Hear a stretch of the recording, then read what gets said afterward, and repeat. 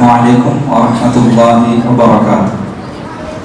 حامدا ومصلیا اما بعد. اعوذ باللہ من الشیطان الرجیم. بسم اللہ الرحمن الرحیم. دوسری نشست کا آغاز ہوا چاہتا ہے.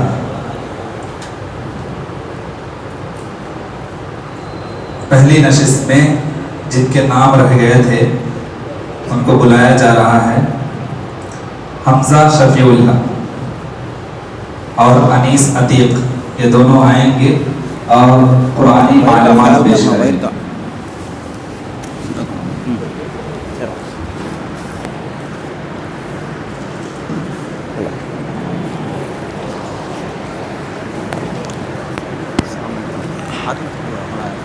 السلام علیکم ورحمۃ اللہ وبرکاتہ. وعلیکم السلام ورحمۃ اللہ وبرکاتہ. الحمدللہ اللہ کا فضل. میں آپ کو چند قرآن مجید کے تعلق سے سوالات پوچھنے جا رہا ہوں. کیا تم اس کا جوابات دے سکتے ہو کیا؟ انشاءاللہ میں جوابات دینے کی کوشش کروں گا. قرآن مجید کس کا کلام ہے؟ قرآن مجید اللہ تعالیٰ کا کلام ہے. قرآن مجید کس نے نازل کیا؟ قرآن مجید اللہ تعالیٰ نے نازل کیا. قرآن مجید کس پر نازل ہوا؟ قرآن مجید محمد صلی اللہ علیہ وسلم پر نازل ہوا. قرآن مجید میں کتنے پارے، کتنے سورتیں، کتنے رکوع، کتنے سجدے، کتنے منزلیں ہیں؟ قرآن مجید میں کل 30 پارے، 114 سورتیں، 540 رکوع، 7 منزلیں، 15 سجدے ہیں. قرآن مجید میں کتنے سال میں نازل ہوا؟ قرآن مجید کل 23 سال میں نازل ہوا. قرآن مجید میں کتنے سورتوں میں بسم اللہ الرحمن الرحیم آیا ہے؟ قرآن مجید کی 113 سورتوں میں بسم اللہ الرحمن الرحیم آیا ہے. قرآن مجید میں وہ کون سی سورت ہے جو بغیر بسم اللہ الرحمن الرحیم شروع ہوا ہے؟ قرآن مجید میں وہ سورۃ التوبہ ہے جو بغیر بسم اللہ الرحمن الرحیم کے شروع ہے. قرآن مجید میں وہ کون سی سورت ہے جو مرتبہ بسم اللہ الرحمن الرحیم آیا ہے؟ قرآن مجید میں وہ سورۃ النمل ہے، اس میں 2 مرتبہ بسم اللہ الرحمن الرحیم آیا ہے. نزول قرآن کے اعتبار سے سب سے پہلی سورت اور آخری سورت کون سی ہے؟ نزول قرآن کے اعتبار سے سب سے پہلی سورت سورۃ العلق اور سب سے آخری سورت سورۃ النصر ہے.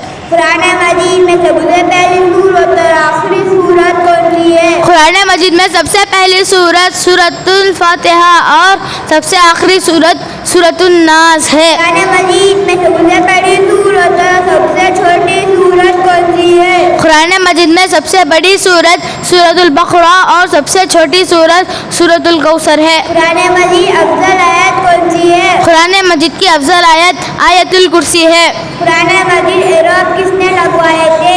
قرآن مجید کے اعراب حجاج بن یوسف ثقفی حاکم عراق نے لگوائے تھے. قرآن مجید کے تحریروں کو کس نے جمع کروا اور کن کے مشورے سے؟ قرآن مجید کے تحریروں کو ابو بکر صدیق رضی اللہ تعالیٰ عنہ نے عمر رضی اللہ تعالیٰ عنہ کے مشورے سے قرآن مجید کی تحریروں کو جمع کروایا. قرآن مجید میں کتنے انبیاء اکرام کے نام آئے ہیں؟ قرآن مجید میں کل 25 انبیاء اکرام کے نام آئے ہیں. صدق اللہ. السلام علیکم ورحمۃ اللہ وبرکاتہ. وعلیکم السلام ورحمۃ اللہ وبرکاتہ. ماشاء اللہ اپنا نقدی نام لیتے جائیں. بارک اللہ فیک. جزاک اللہ بولتے لے نا ایسا جانا. اس کے بعد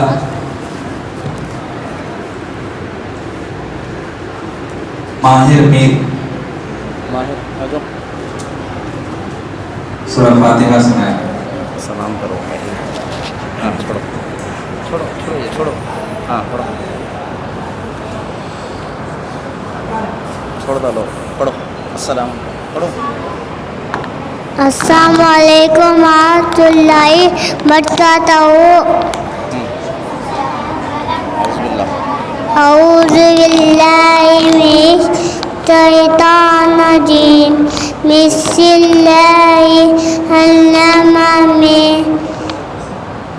کل اللہ احد پڑھو تمہیں. کل اللہ احد اللہ صمد لم یلد ولم یولد ولم یکن لہ کفوا احد.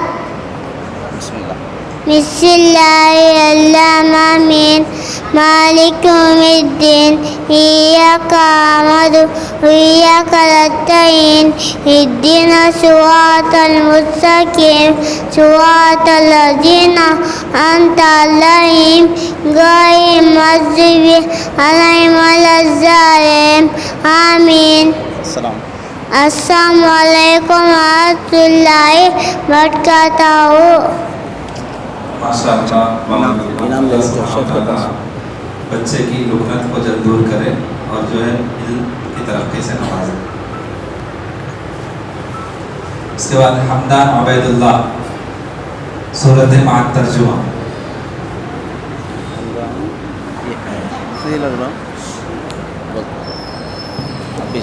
یہ ہاتھ میں پکڑ رکھ برابر، یہ ہاتھ میں پکڑ. السلام علیکم ورحمۃ اللہ وبرکاتہ.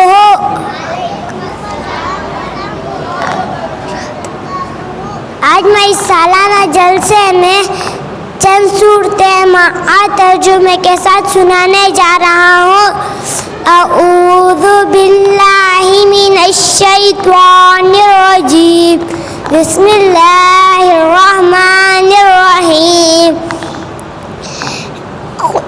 سورۃ الاخلاص مکیہ. اس میں ایک رکوع 3 آیتیں 4 آیتیں ہیں. قل هو اللہ احد اللہ الصمد لم یلد ولم یولد ولم یکن لہ کفوا احد. آپ کہہ دیجئے کہ وہ اللہ تعالیٰ ایک ہی ہے، اللہ تعالیٰ بے نیاز ہے، نہ اس سے کوئی پیدا ہوا اور نہ وہ کسی سے پیدا ہوا اور نہ کوئی اس کا ہمسر ہے. بسم اللہ الرحمن الرحیم. سورۃ اللہب مکیہ. اس میں ایک رکوع 5 آیتیں ہیں. تبت یدا ابی لہب وتب ما اغنی عنہ مالہ وما کسب سیصلی نارا ذات لہب وامرأتہ حمالۃ الحطب فی جیدہا حبل من مسد. ابو لہب کے دونوں ہاتھ ٹوٹ گئے، وہ ہلاک ہو گیا. نہ تو اس کا مال اس کے کام آئے اور نہ اس کی کمائی. وہ ان قریب بھڑکنے والی آگ میں جائے گا اور اس کی بیوی بھی جائے گی جو لکڑیاں ڈھونے والی ہے. اس کی گردن میں پوست کھجور کی بٹی ہوئی رسی ہوگی. بسم اللہ الرحمن الرحیم. اذا جاء نصر اللہ والفتح ورأيت الناس يدخلون في دين الله أفواجا فسبح بحمد ربك واستغفر إنه كان توابا. جب اللہ کی مدد اور فتح آ جائے اور تو لوگوں کو اللہ کے دین میں جوخ آتا دیکھ لے، تو اپنے رب کی تسبیح کرنے لگ، حمد کے ساتھ اور مغفرت کی دعا مانگ، بے شک وہ بڑا ہی توبہ قبول کرنے والا ہے. بسم اللہ الرحمن الرحیم.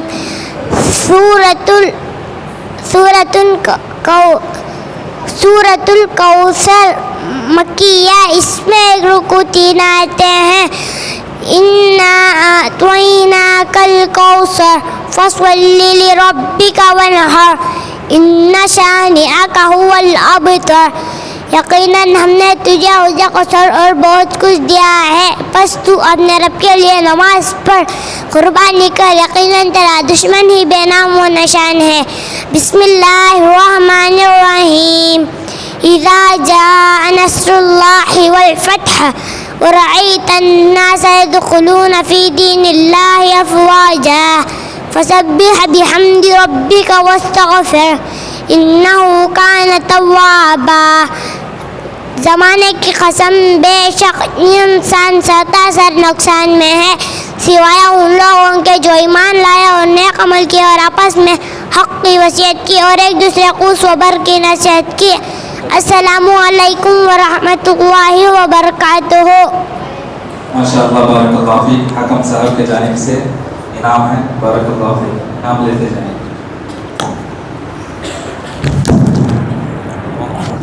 اس کے بعد یہ ہے ادھر سلام کی اہمیت پر خطاب کرنے آئیں گی فتین عاقب. ادھر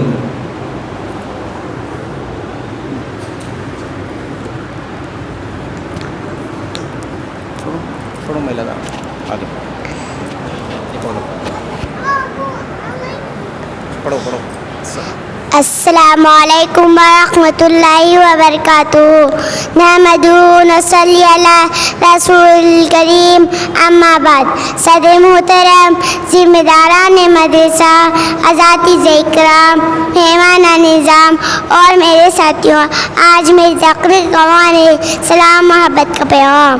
اللہ تعالیٰ نے انسانوں کو پیدا کیا، ان پر ایک دوسرے کے حقوق کو متعین کیے. ان میں سے سب سے اہم سلام ہے. سلام کرنے سے بغض اور حسد دور ہوتا ہے. اس لیے نبی کریم صلی اللہ علیہ وسلم نے سلام قائم کرنے کا حکم دیا. افشوا السلام بینکم، سلام عام کرو. معزز سامعین، ہر مسلمان چاہیے کہ وہ ایک دوسرے سے ملاقات کرتے وقت سلام کرے، کیونکہ سلام کرنے سے انہیں کیا ملتے ہیں؟ السلام علیکم کہنے سے 10 سے کیا ملتے ہیں؟ السلام علیکم ورحمۃ اللہ کہنے سے 20 نے کیا ملتے ہیں؟ السلام علیکم ورحمۃ اللہ وبرکاتہ کہنے سے 30 سے کیا ملتے ہیں؟ معزز سامعین، آپس میں محبت پیدا ہوتی ہے. اس لیے سلام انسان کو محبت کا درس دیتا ہے. انسان اپنے دل کو صاف کر کے سلام کو عام کرتا ہے، اللہ اس سے خوش ہوتا ہے. آخر میں اللہ سے دعا ہے کہ ہم سب کو سلام عام کرنے والے بنائیں. آخر میں اللہ سے دعا ہے کہ ہم سب کو سلام قرآن حدیث سے زندگی گزارنے کی توفیق دے. آمین.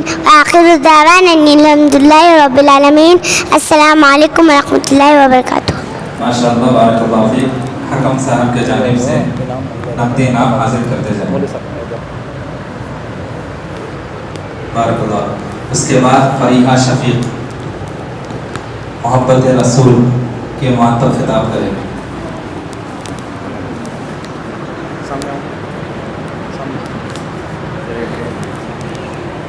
السلام علیکم ورحمۃ اللہ وبرکاتہ. نحمدہ ونصلی علی رسول الکریم. اما بعد. صدر محترم، ذمہ داران مدرسہ، اساتذہ اکرام، مہمانان نظام اور محترم ساتھیوں، عنوان تقریر ہے صدقہ. ہر وہ چیز جو مسلمان اپنے مال سے قرب الہی حاصل کرنے کے لیے اللہ کی راہ میں خرچ کرتا ہے وہ صدقہ ہے. رسول صلی اللہ علیہ وسلم نے فرمایا، کل معروف صدقہ، ہر نیکی صدقہ ہے. صدقہ بہت بڑی نیکی ہے. اس سے گناہ معاف ہو جاتے ہیں، پریشانیاں دور ہو جاتی ہیں، رزق میں برکت ہے وغیرہ.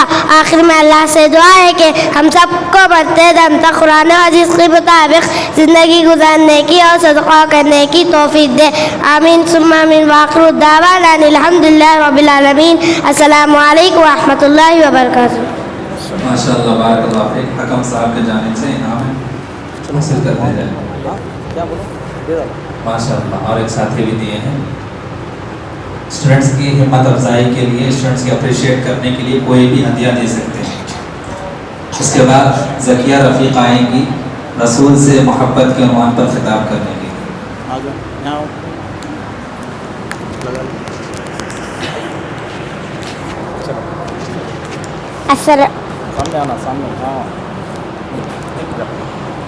السلام علیکم ورحمۃ اللہ وبرکاتہ. السلام علیکم ورحمۃ اللہ وبرکاتہ. نحمدہ ونصلی علی رسولہ الکریم. اما بعد. صدر محترم، ذمہ داران مدرسہ، اساتذہ اکرام، مہمانان نظام اور میرے محترم ساتھیوں، عنوان تقریر ہے اللہ کے رسول صلی اللہ علیہ وسلم کی محبت. ان انس رضی اللہ عنہ قال النبی صلی اللہ علیہ وسلم لا یؤمن احدکم حتی اکون احب الیہ من والدہ وولدہ وصحبه والناس اجمعین۔ حضرت انس رضی اللہ عنہ فرماتے ہیں اللہ کے رسول صلی اللہ علیہ وسلم نے فرمایا تم میں کوئی آدمی اس وقت تک مومن نہیں ہو سکتا جب تک کہ میں اس کے والد اور اس کے اولاد تمام لوگوں سے زیادہ محبوب نہیں بن جاؤں۔ اس حدیث میں دنیا و ما فیہا کی محبت سے زیادہ اللہ کے رسول صلی اللہ علیہ وسلم کی محبت کامل ایمان کی علامت بتائی گئی ہے، لہذا ہم اللہ کے رسول صلی اللہ علیہ وسلم کی دنیا کی تمام چیزوں سے اور رشتوں سے بڑھ کر محبت کرنی چاہیے۔ محبت کا مطلب یہ ہے کہ اللہ کے رسول صلی اللہ علیہ وسلم کی مکمل اطاعت و فرما برداری کرنی ہے۔ آخر میں اللہ تعالیٰ سے دعا ہے اللہ تعالیٰ ہم تمام کو مرتے دم تک قرآن حدیث کے مطابق زندہ گزارنے کی توفیق عطا فرمائے، آمین ثم آمین۔ وآخر دعوانا الحمد للہ رب العالمین۔ السلام علیکم ورحمۃ اللہ وبرکاتہ۔ ماشاءاللہ بارک اللہ فیک۔ حاکم بھائی صاحب دیکھ کر کی جاؤ، جانب سے انعام حاصل انعام مانگ لو۔ اس کے بعد آئیں گے ارمان ریاض جن کا عنوان ہے مسنون کلمات۔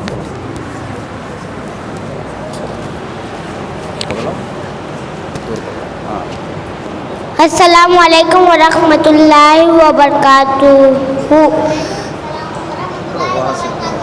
میں اس سالانہ جلسے میں مشروم کلمات سنانے جا رہا ہوں۔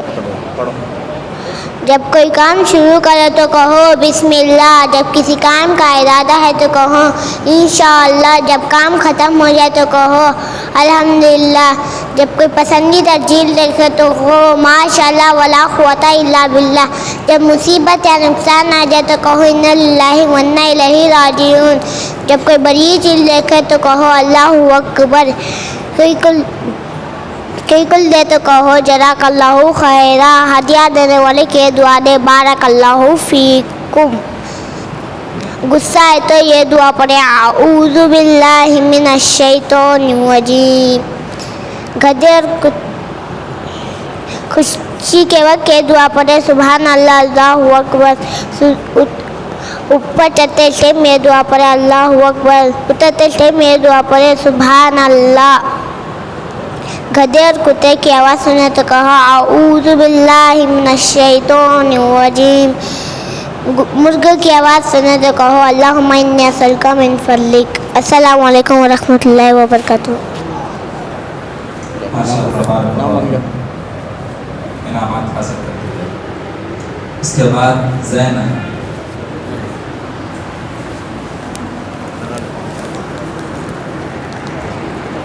السلام علیکم ورحمۃ اللہ وبرکاتہ۔ نحمدہ ونصلی علی رسولہ الکریم، اما بعد فاعوذ باللہ من الشیطان الرجیم، بسم اللہ الرحمن الرحیم۔ صدر محترم، ذمہ داران مدرسہ، محترم ساتھیوں، عنوان تقریر ہے ہمیشہ سچ بولو۔ انسان جب بھی زندگی گزارتا ہے تو معاملات میں ہمیشہ سچ بولنا چاہیے۔ مومن ہمیشہ سچ بولتا ہے، مومن کبھی بھی کسی حالت میں جھوٹ نہیں بولتا۔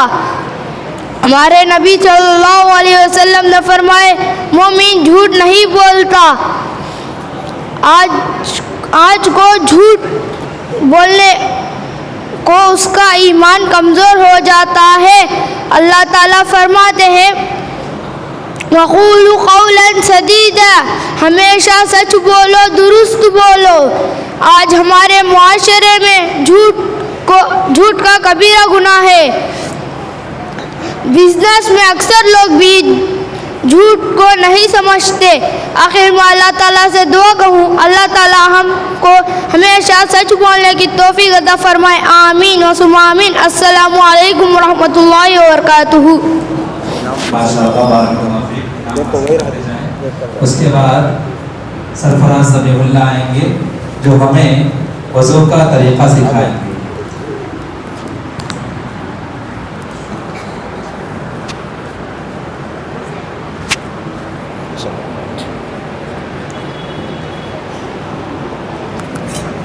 السلام علیکم ورحمۃ اللہ وبرکاتہ۔ آج میں اس سالانہ جلسے میں وضو کا طریقہ سنانے جا رہا ہوں۔ پہلے دل سے وضو کی نیت کر لے۔ نیت دل کے ارادے کو کہتے ہیں۔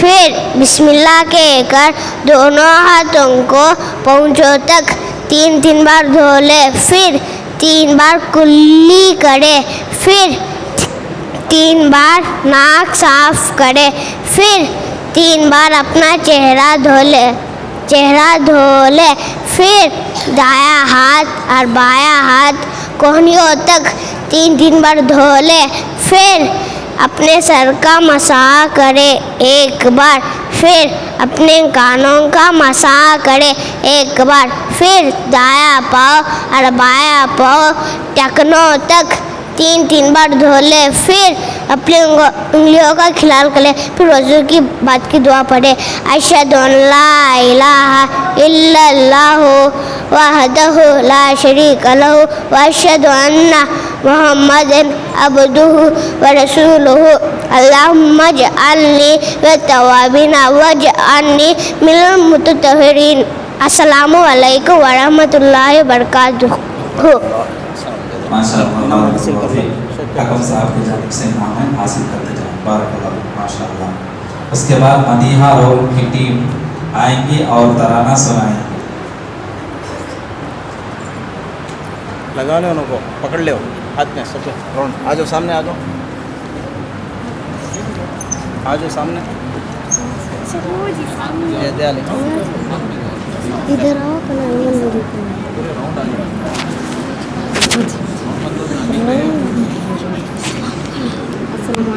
السلام علیکم ورحمۃ اللہ وبرکاتہ۔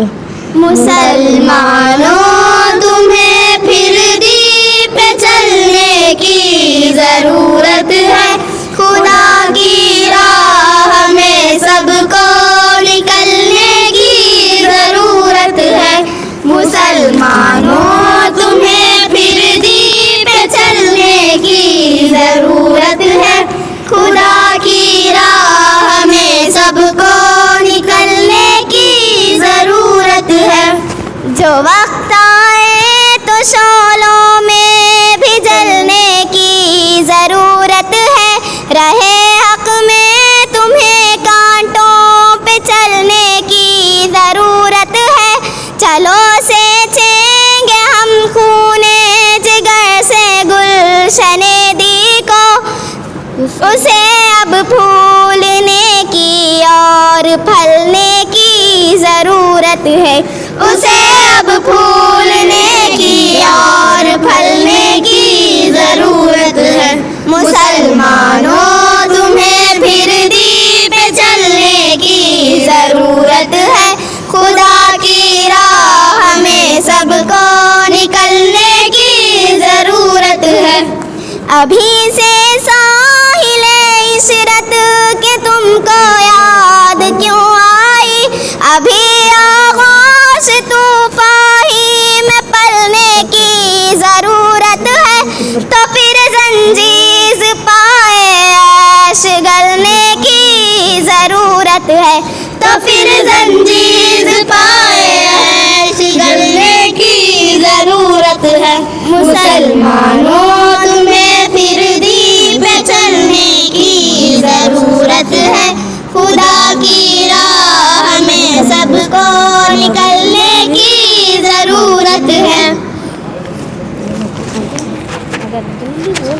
اگر سرسبز ہونا ہے نہال زندگانی کو، دل مضطر سے جوئے خوں ابلنے کی ضرورت ہے۔ فروغ دید عالم کوئی یوں بن نہیں جاتا، مثال شمع محفل خوب جلنے کی ضرورت ہے۔ مثال شمع محفل خوب جلنے کی ضرورت ہے۔ مسلمانوں تمہیں پھر دی پہ چلنے کی ضرورت ہے، خدا کی راہ میں سب کو نکلنے کی ضرورت ہے۔ کلیمی شان عالم کو دکھانا اگر کوئی چاہے، تو خود آغوش فرعونی میں پلنے کی ضرورت ہے۔ بہت سی ٹھوکریں کھائی، بہت آوار گردی کی، مسلمانوں تمہیں اب تو سنبھلنے کی ضرورت ہے. مسلمانوں تمہیں اب تو سنبھلنے کی ضرورت ہے. مسلمانوں تمہیں پھر دین پہ چلنے کی ضرورت ہے. خدا کی راہ میں سب کو نکلنے کی ضرورت ہے. قلوب بے حسوں افزردہ کو خوف خدا سے پھر دہلنے کی ضرورت ہے. پگھلنے کی ضرورت ہے. بہت سی ٹھوکر کھائی بہت آوار کر دی کہ مسلمانوں تمہیں اب تو سنبھلنے کی ضرورت ہے. مسلمانوں تمہیں اب تو سنبھلنے کی ضرورت ہے. مسلمانوں تمہیں پھر دین پہ چلنے کی ضرورت ہے. خدا کی راہ میں سب کو نکلنے کی ضرورت ہے. کبھی سازگار مرد مومن ہو نہیں سکتا. نظام خون عالم کو بدلنے کی ضرورت ہے. نہیں ہے وقت یہ گوشے میں چھپ کر بیٹھ رہنے کا. کفن باندھے ہوئے سر پہ نکلنے کی ضرورت ہے. کفن باندھے ہوئے سر پہ نکلنے کی ضرورت ہے. مسلمانوں تمہیں پھر دین پہ چلنے کی ضرورت ہے. خدا کی راہ میں سب کو نکلنے کی ضرورت ہے. اٹھو کیوں تھک گئے ہیں ہمارا زیادہ منزل. ابھی کچھ دور آگے اور چلنے کی ضرورت ہے. وہ دیکھو دامن انسانیت پر خون کے دھابے. معذب بھیڑیوں کا سر کچلنے کی ضرورت ہے. معذب بھیڑیوں کا سر کچلنے کی ضرورت ہے. مسلمانوں تمہیں پھر دین پہ چلنے کی ضرورت ہے. خدا کی راہ میں سب کو نکلنے کی ضرورت ہے. مسلمانوں تمہیں پھر دین پہ چلنے کی ضرورت ہے. خدا کی راہ میں سب کو نکلنے کی ضرورت ہے. السلام علیکم ورحمۃ اللہ وبرکاتہ. اس کے بعد اس نشست کی آخری کڑی سارا جاوید دعا عبادت ہے اس پر خطاب کریں.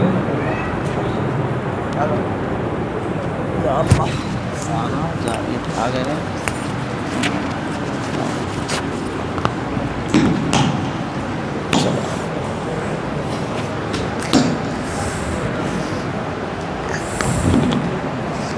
السلام علیکم ورحمۃ اللہ وبرکاتہ. السلام علیکم ورحمۃ اللہ وبرکاتہ. نحمد و نصلی علی رسول الکریم. اما بعد فاعوذ باللہ من الشیطان الرجیم. بسم اللہ الرحمن الرحیم. وقال ربکم ادعونی استجب لکم. صدر محترم, ذمہ داران مدرسہ, اساتذہ اکرام, مہمانان عزت اور میرے ساتھیوں, آج میری تقریر کا عنوان ہے الدعاء والعبادہ. زندگی میں بہت سارے ایسے موقع آتے ہیں جب برے سے برے انسان کے لیے میں بھی یہ جذبہ پیدا ہوتا ہے وہ اپنے رب کے سامنے ہاتھ پھیلائے اور اپنی ضرورتیں پیش کرے. اسی جذبے کا نام دعا ہے. جب دنیا کے تمام دروازے بند رہتی ہے, یاد رکھو میرا رب کا دروازہ ہمیشہ کھلا رہتا ہے. اللہ خود قرآن میں کہتا ہے تم مجھ سے مانگو میں تمہارے جو بندہ اللہ سے دعا نہیں مانگتا اللہ اس بندے سے ناراض ہو جاتا ہے۔ دعا مومن کا اختیار ہے، دعا مومن کی شان ہے، دعا عبادت ہے، دعا تقدیر کو بدلے دیتی ہے۔ دعا ہی وہ چیز ہے ہمارا ہر عبادت کو اللہ کے ہاں قبول کرواتی ہے۔ آخر میں اللہ تعالیٰ سے دعا ہے کہ اللہ ہم سب کو دعا کرنے والی ہدایت دے۔ آخر الدعوانا الحمدللہ رب العالمین۔ السلام علیکم ورحمۃ اللہ وبرکاتہ۔ وعلیکم السلام ماشاء اللہ بارک اللہ فیک۔ چلو انعام حاصل کرتے لے لو جائیں۔ انعام۔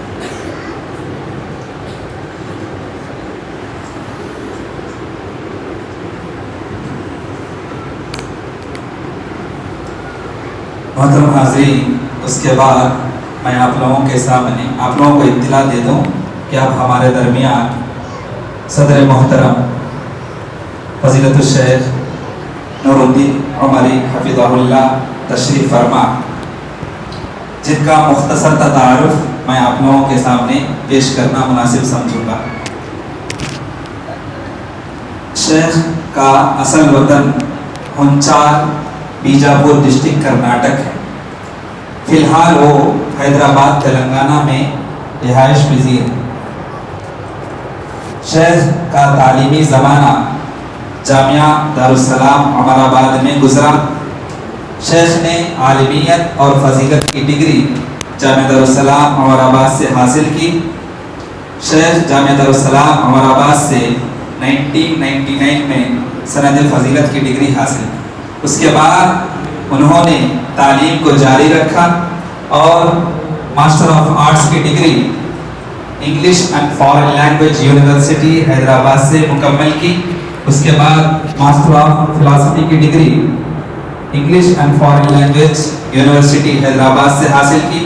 اس کے بعد انہوں نے حیدرآباد یونیورسٹی سے ایم اے میں اردو میں ایم اے کیا۔ اس کے بعد شیخ محترم بہت ساری کتابوں کے مصنف ہیں۔ بچوں کے لیے الحمدللہ اب تک 60 سے زیادہ کتابیں لکھ چکے ہیں۔ ان کو اس لیے آج کے پروگرام میں سلیکٹ کیا گیا ہے کہ ان کا اصل ٹارگٹ بچوں کی تربیت ہے۔ ہم نے اپنے مکتب کے اسٹوڈنٹس کے اینول پروگرام میں ان کو اس لیے چیف گیسٹ بنایا ہے کہ ان کا اصل کام، اصل پروگریسو ورک جو ہے بچوں کی تربیت، بچوں کو اسلامک ڈسپلن سکھانا، یہ ان کا ایک اصل کردار ہے ان کی زندگی میں۔ انہوں نے صرف بچوں کی تربیت کے لیے اب سے 60 سے زائد کتابیں لکھ چکے ہیں، 60+ بکس۔ اسی طریقے سے ان کے خطبات، محاضرات، لیکچرز اور یونیورسٹیز وغیرہ میں، کالجز میں ان کے لیکچرز ہوتے رہتے ہیں، اور ہمارے ساؤتھ انڈیا کے، جنوبی ہند کے مشہور خطیبوں میں، شعلہ بیاں مقرر میں ان کا بھی شمار ہوتا ہے۔ ان کے تصنیفات میں 60 کتابیں بچوں کے متعلق ہیں، اور ان کی خطبات کا مجموعہ ہے جس کتاب کا نام خطبات نور ہے، اور یہ جو صبح اور شام دروس دیتے ہیں اس کو بھی مجموعی طور پر ایک کتاب کی شکل دیا گیا ہے، جس کو درس حدیث کے نام سے کتاب کا نام ہے۔ اسی طریقے سے نصاب، انہوں نے اسکول ایجوکیشن میں اسلامک ایجوکیشن کو کیسے انوالو کیا جائے، ایک ماڈرن ایجوکیشن کے ساتھ ساتھ اسلامی تربیت آج کل کے نوجوانوں کو کیسے دیا جائے، انہوں نے اسکولوں کو اس کا تعارف کرایا کہ انٹرنیشنل اسکولز میں انٹرنیشنل کے سلیبس کے ساتھ ساتھ اسلامیات کو کیسے جوڑا جائے، اسلامک ایجوکیشن کے سسٹم کو کیسے لایا جائے، اس کے اوپر انہوں نے کافی محنتیں کی ہیں، جس کی وجہ سے آج ہمارے سامنے ان کے 60 سے زائد تصنیفات صرف بچوں کے متعلق نظر آتے ہیں۔ اسی طریقے سے ان کا فیوچر پلان کیا؟ ان کا فیوچر پلان یہ ہے کہ اسکولز کے اسٹوڈنٹس کو، کالج کے اسٹوڈنٹس کو، مکاتب کے اسٹوڈنٹس کو، مدارس کے اسٹوڈنٹس کو، جامعات کے اسٹوڈنٹس کو، چاہے وہ گرلز ہوں یا بوائز ہوں، ان کی اسلامی تربیت، ان کی اخلاقی تربیت کے لیے علمی نصاب تیار کیا جائے۔ یعنی وہ اسکول میں پڑھیں لیکن مسلمان بن کے پڑھیں، وہ کالج میں پڑھیں لیکن مسلمان بن کے زندگی گزاریں، وہ یونیورسٹی میں پڑھیں لیکن مسلمانی زندگی گزاریں۔ یہ ان کا فیوچر پلان، جس کے لیے یہ کافی حد تک محنت کر رہے ہیں اور اپنے محنت میں صدر محترم الحمدللہ کامیاب ہیں۔ اس لیے ہم نے ان کو آج کے اس اینول فنکشن میں مدعو کیا ہے تاکہ یہ 20 سے زائد سال جو عرصہ گزارا ہے بچوں کے ساتھ، بچوں سے جو تعامل ہے ان کا، جس کی وجہ سے ہم نے ان کو سلیکٹ کیا ہے آج کی صدارت کے لیے، تاکہ وہ پھر سے ایک مرتبہ ہمارے نونہالوں کی اسلامی تربیت کرے اور اسلامی باتوں سے ان کو جو ہے محظوظ کرے۔ اسی طریقے سے ان کا اور ایک پلان یہ ہے کہ تعلیمی بیداری لانا، کیونکہ اگرچہ ہم آج دیکھیں گے کہ مسلمانوں میں تعلیمی پسماندگی نظر آتی ہے، نہ تو ہم ماڈل ایجوکیشن میں ویل ڈیولپ ہیں اور نہ ہی ہم اسلامک ایجوکیشن میں ویل ڈیولپ ہیں، نہ ادھر کے ہیں نہ ادھر کے ہیں۔ ہماری کمیونٹی میں ایجوکیشن ڈیولپمنٹ نہیں ہے، تو ایجوکیشن ڈیولپمنٹ کیسے لایا جائے، بچہ اسکول میں پڑھتے ہوئے اسلامی تربیت سے کیسے لیسدار ہو، اس کے اوپر کافی محنتیں کر رہے ہیں۔ اور اسی طریقے سے اسکولز کے بچوں کے لیے اور خاص کر کے اسکولز کے جو ٹیچرز ہوتے ہیں، کالجز کے جو ٹیچرز ہوتے ہیں، ان کو اسلامی ماحول میں بچوں کو کیسے گائیڈ کرنا ہے اس کے لیکچرز دیتے ہیں اور ٹیچر ٹریننگ دیتے ہیں۔ ٹیچر ٹریننگ کیمپ رکھتے ہیں اور ٹیچروں کو سکھاتے ہیں کہ اسلامی تربیت میں رہ کر ماڈرن ایجوکیشن کو کیسے سکھایا جائے۔ تو میں باتوں کو طول نہ دیتے ہوئے پھر سے ایک مرتبہ ہمارے ہندوپور میں شیخ محترم فضیلت الشیخ نور الدین عمری حفظہ اللہ کا خیر مقدم کرتا ہوں۔ اہلا و سہلا و مرحبا بکم، جزاکم اللہ خیر۔ اس کے بعد ہم دوسری نشست کا آغاز کرتے ہیں، یعنی دوسرے گروپ کا آغاز کرتے ہیں۔ دوسرے گروپ کے آغاز کرنے کے لیے میں سب سے پہلے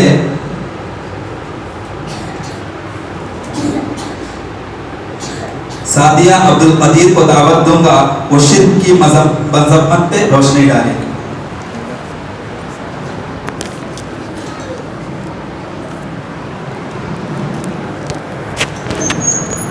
السلام علیکم ورحمۃ اللہ وبرکاتہ۔ نحمدہ ونصلی علی رسولہ الکریم، اما بعد، اعوذ باللہ من الشیطان الرجیم، بسم اللہ الرحمن الرحیم۔ ان اللہ لا یغفر ان یشرک بہ ویغفر ما دون ذلک لمن یشاء۔ صدر محترم، ذمہ داران مدرسہ، اساتذہ اکرام، مہمانان اعظام اور محترم ساتھیوں، عنوان تقریر ہے شرک کی مذمت۔ معزز سامعین و سامعات، توحید یعنی اللہ کی وحدانیت کا اقرار کرنا اور اس کے ساتھ کسی کو شریک نہ کرنا ہے۔ توحید کی ضد شرک ہے، یعنی جو اللہ تعالیٰ کو چھوڑ کر کسی اور کی عبادت کرتا ہے گویا کہ اس نے شرک کیا۔ شرک ایک ایسا خطرناک گناہ ہے جو مشرکین کو ہمیشہ کے لیے دوزخ کا مستحق بنا دیتا ہے۔ اللہ تعالیٰ کا فیصلہ ہے کہ وہ شرک کو کبھی معاف نہیں کرے گا۔ اللہ تعالیٰ سورہ نساء سورہ نمبر 4 آیت نمبر 40 پر 8 میں ارشاد فرماتا ہے، ان اللہ لا یغفر ان یشرک بہ ویغفر ما دون ذلک لمن یشاء۔ بے شک اللہ تعالیٰ شرک کو ہرگز معاف نہیں کرے گا، اس کے علاوہ گناہوں کو جسے چاہے معاف کرے گا۔ معزز سامعین و سامعات، شرک کی مذمت کے لیے ایک آیت ہی کافی ہے کہ اللہ رب العالمین انسان کے سارے گناہوں کو معاف کر دے گا سوائے شرک کے، جیسا کہ حدیث میں اللہ کے رسول صلی اللہ علیہ وسلم نے فرمایا، من مات لا یشرک باللہ شیئا دخل الجنہ۔ جو شخص اس حال میں وفات پا جائے گا وہ اللہ کے ساتھ کسی چیز کو شریک نہ ٹھہراتا تھا، وہ جنت میں جائے گا۔ لیکن آج معاشرے میں دیکھا جاتا ہے کہ لوگوں میں شرک پھیلا ہوا ہے، توحید نایاب ہے۔ مشرکین تو دور کی بات، اکثر ایمان کے دعوے دار توحید کا معنی نہیں سمجھتے، مسلمان ہیں مگر بے شعوری میں گرفتار ہیں۔ جبکہ اللہ نے شرک کی مذمت کو بیان کرتے ہوئے سورہ مائدہ سورہ نمبر 5 آیت نمبر 70 پدوں میں ارشاد فرماتا ہے، انہ من یشرک باللہ فقد حرم اللہ علیہ الجنۃ ومأواہ النار وما للظالمین من انصار۔ یقین مانو جو اللہ کے ساتھ شرک کرتا ہے اللہ نے اس پر جنت حرام کر دیتا ہے اور اس کا ٹھکانہ جہنم ہے اور گنہگاروں کا مددگار کوئی نہ ہوگا۔ معزز سامعین و سامعات، خلاصہ کلام یہ ہے کہ شرک ایک سنگین جرم ہے۔ شرک کرنے والوں کو قیامت کے دن رب کی رحمت کی کوئی امید نہ ہوگی، کیونکہ یہ لوگ مشرک ہیں اور نہ ان کے لیے کوئی سفارش ہوگی۔ لہٰذا ہم تمام کو چاہیے کہ ہم شرک سے بچتے ہوئے اوروں کو بھی اس گناہ سے بچائیں۔ آخر میں اللہ تعالیٰ سے دعا ہے کہ اللہ تعالیٰ ہم تمام لوگوں کو شرک جیسے عظیم گناہ سے بچا۔ آمین ثم آمین، وآخر الدعوانا ان الحمدللہ رب العالمین۔ السلام علیکم ورحمۃ اللہ وبرکاتہ۔ ماشاء اللہ، بارک اللہ فیک۔ حکم صاحب کے جانب سے بھی انعام ہے، انعامات حاصل کرتے جائیں، بارک اللہ فیک۔ اس کے بعد قیامت کیا ہے، اس موضوع پر لب کشائی کے لیے مسکان یونس آئیں گی اور انعامات ہیں سعدیہ کے لیے، بارک اللہ فیک۔ قیامت کیا ہے، اس موضوع پر لب کشائی کے لیے مسکان یونس آئیں گی۔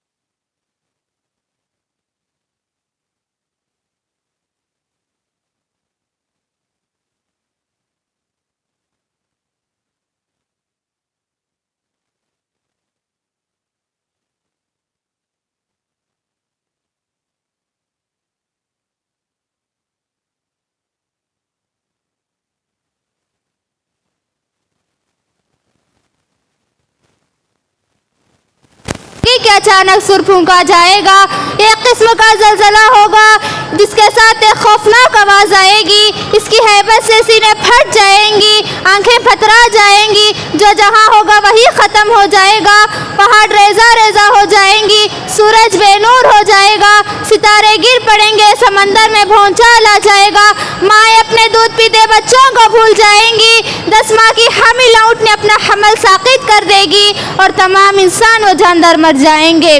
معزز سامعین و سامعات، یہ قیامت کا دن ہوگا جسے یوم آخرت اور یوم الجزا بھی کہتے ہیں، جس دن ہر انسان کو اپنے کیے کا اچھا یا برا بدلہ ملے گا۔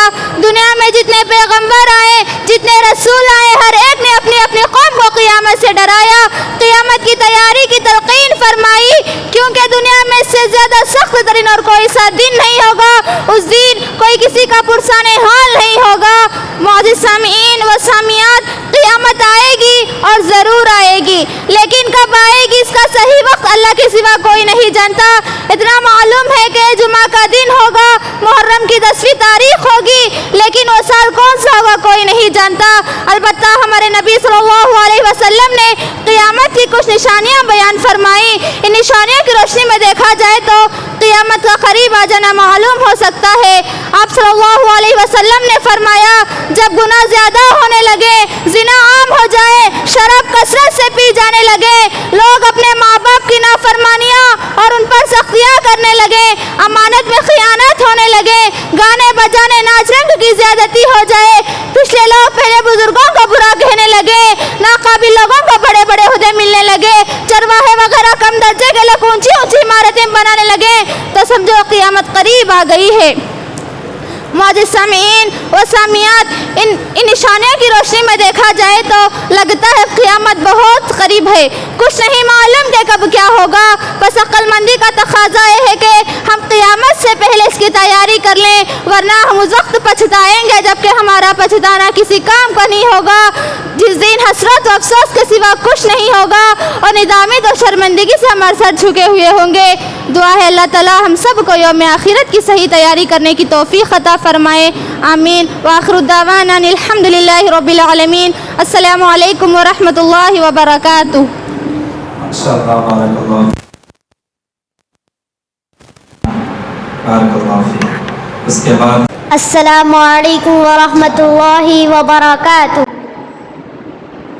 نحمده ونصلي على رسوله الكريم أما بعد قال الله تعالى في القرآن المجيد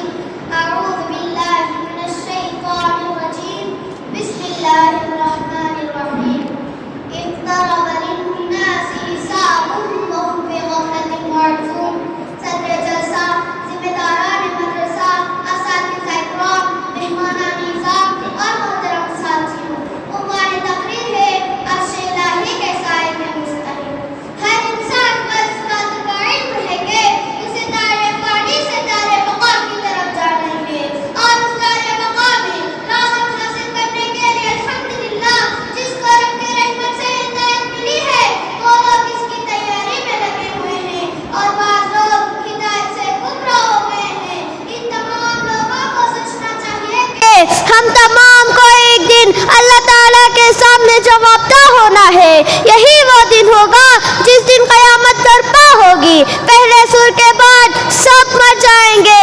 دوسرے سور کے ساتھ سب اپنے اپنے قبروں سے ننگے بدن بھوکے اور پیاسے کھڑے ہو جائیں گے اور ساری مخلوق اپنے اپنے گناہوں کے حساب سے پسینے میں ڈوبے ہوں گے. معزز سامعین و سامعات، ہم اس رہتے دنیا کے دھوپ سے بچنے کے لیے اس کا موسم آنے سے پہلے طرح طرح کے الیکٹرانک مشینیں رکھ لیتے ہیں. کوئی گھر میں اے سی کا انتظام تو کوئی فین کا. اگر غریب ہو تو ہاتھ کا پنکھا تیار کر لیتا ہے. جبکہ زمین سے سورج کا فاصلہ 9 کروڑ 30 لاکھ میل ہوگا. جب قیامت کا دن ہوگا تو اس دن سورج کی گرمی سے کوئی الیکٹرانک مشین کام نہیں آئے گی مگر 7 آدمی جن کو عرش کا سایہ نصیب ہوگا اور عرش کے سائے کے علاوہ کوئی سایہ نہیں ہوگا. معزز سامعین و سامعات، عرش الہی کے سائے کے یہ لوگ ہیں: نمبر 1 انصاف کرنے والا حکمران. نمبر 2 وہ نوجوان جس نے اپنی نوجوانی کو اللہ کی عبادت میں گزار دیا. نمبر 3 وہ شخص جس کا دل ہر وقت مسجد میں لٹکا رہتا ہے. نمبر 4 وہ مرد جس کو حسین و جمیل عورت نے دعوت گناہ دی لیکن اس نے یہ کہہ کر انکار کر دیا کہ میں اللہ سے ڈرتا ہوں. نمبر 5 وہ مرد اس طرح صدقہ کیا کہ اس کے بائیں ہاتھ کو تک علم نہیں ہے کہ اس کے دائیں ہاتھ نے صدقہ کیا. نمبر 6 وہ مرد تنہائی میں اللہ کو یاد کیا اور اللہ کے ڈر سے آنکھوں سے آنسو بہنے لگے. نمبر 7 وہ مرد خالص اللہ کی رضا کے لیے ایک دوسرے سے محبت کی، اس محبت پر اکٹھا ہو گئے. آخر میں اللہ تعالیٰ سے دعا ہے کہ اللہ تعالیٰ ہم سب کو آخرت کے دن عرش کا سایہ نصیب کرے. آمین. السلام علیکم ورحمۃ اللہ وبرکاتہ.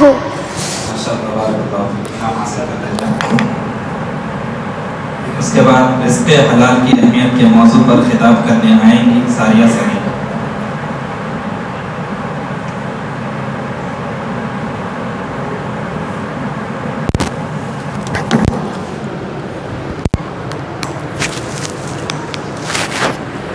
السلام علیکم ورحمۃ اللہ وبرکاتہ. نحمده ونصلي على رسوله الكريم. أما بعد، أعوذ بالله من الشيطان الرجيم. بسم الله الرحمن الرحيم. وابتغوا من فضل الله. صدر محترم، ذمہ داران مدرسہ، اساتذہ اکرام، مہمانان اعزام اور محترم ساتھیوں، عنوان تقریر ہے رزق حلال کی اہمیت. اللہ رب العالمین انسانوں کو دنیا میں بھیجنے کے بعد اس کے رزق کا بھی انتظام کر دیا اور رزق کو حلال طریقے سے کمانے کا حکم دیا. معزز سامعین و سامعات، رزق حلال شرافت کی علامت اور عزت و وقار کی دلیل ہے. جب انسان رزق حلال میں سرخو رہتا ہے اس کو نہ مسکینیت چھوتی ہے اور نہ وہ دوسروں کے سامنے ہاتھ پھیلا سکتا ہے. بے شک دوسروں کے سامنے ہاتھ پھیلانا ایک معیوب چیز ہے. رزق حلال کمانے اور کھانے میں بہت برکت ہے. اسی لیے اللہ تعالیٰ نے فرمایا وابتغوا من فضل اللہ، اور اس کا فضل تلاش کرو. اسی کے بارے میں رسول اللہ صلی اللہ علیہ وسلم نے فرمایا رزق حلال سے انسان مستجاب الدعوات بن جاتا ہے. جیسا کہ حدیث میں آتا ہے، سعید بن ابی وقاص رضی اللہ عنہ نے کھڑے ہو کر کہا یا رسول اللہ، آپ اللہ تعالیٰ سے دعا کریں کہ وہ مجھے مستجاب الدعوات بنا دے. تو آپ نے فرمایا اے سعید، حلال کی کمائی کماؤ، تم مستجاب دعوات بن جاؤ گے، یعنی تمہاری دعا قبول ہوگی. معزز سامعین و سامعات، جو پاکیزہ کمائی کھاتا ہے اور لوگوں کو اپنی ایزا سے امن دیتا ہے وہ جنت کا مستحق ہے. رزق حلال کا استعمال انسان میں اخلاق حسنہ پیدا کرتا ہے. نیک اور شریف انسان ہمیشہ انسانوں کا ہمدرد، مہمان نواز، بڑوں کا مؤدب، چھوٹوں پر شفقت کرنے والا ہوگا. گویا رزق حلال انسانوں کو دوسروں سے ممتاز بنا دیتا ہے. لہٰذا ہم تمام کو چاہیے کہ اللہ تعالیٰ کی زمین سے حلال رزق حلال طریقے سے کمائے. آخر میں اللہ تعالیٰ سے دعا ہے اللہ ہم تمام کو حلال رزق عطا کرے. آمین. وآخر الدعوانا الحمدللہ رب العالمین. السلام علیکم ورحمۃ اللہ وبرکاتہ. اس کے بعد مستقیم نذیر احمد آئیں گی جن کا خطاب ہوگا سنہری زندگی کے 4 اصول کے موضوع پر.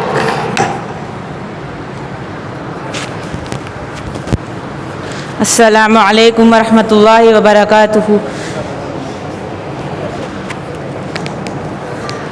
نحمده ونصلي على رسوله الكريم أما بعد قال الله تعالى في القرآن المجيد فأعوذ بالله من الشيطان الرجيم بسم الله الرحمن الرحيم والعصر إن الإنسان لفي خسر إلا الذين آمنوا وعملوا الصالحات وتواصوا بالحق وتواصوا بالصبر.